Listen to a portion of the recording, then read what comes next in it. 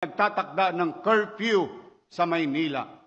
Sa mga batang 17 anyos, pababa mula alas 10 ng gabi hanggang alas 4 ng madaling araw. Matulog na kayo.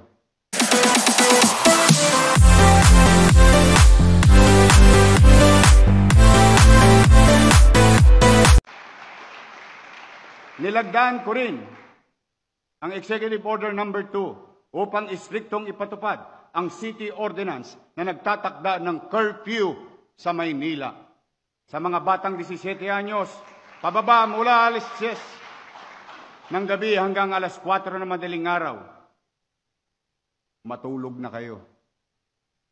Sa paglilibot ko gabi-gabi, sandamakmak na mga bagitong kabataan ng palaboy-laboy sa kalsada, yung iba hindi patuli,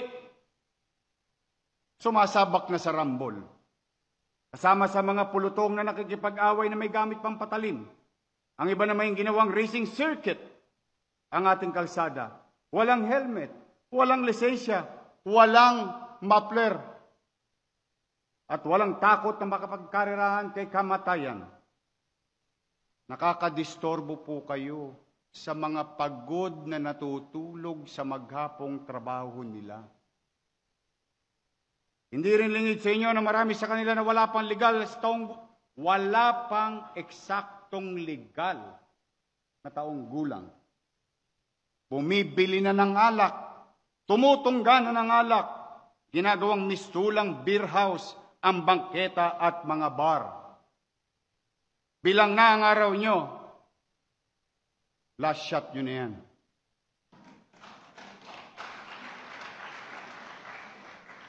On a serious note, when these feral kids go wild, they cause mayhem, public disturbance, and danger to themselves.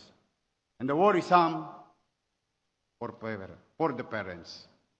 For this purpose, I have directed the Manila Police District to establish checkpoints in all ingress and egress of the city of Manila, which you have seen already through the leadership of General Gomez.